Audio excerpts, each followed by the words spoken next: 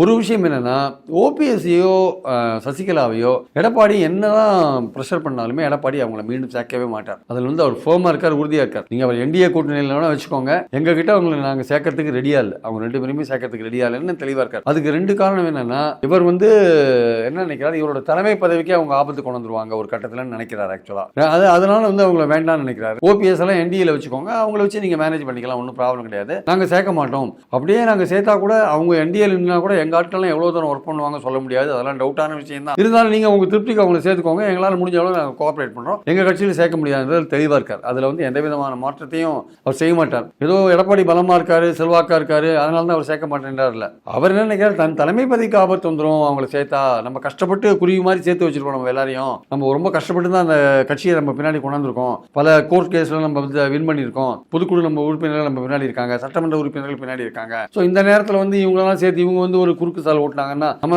சேர்த்து வச்ச இதெல்லாம் வேஸ்டா போயிடும்னு அவர் சேர்க்க மாட்டேன்றார்.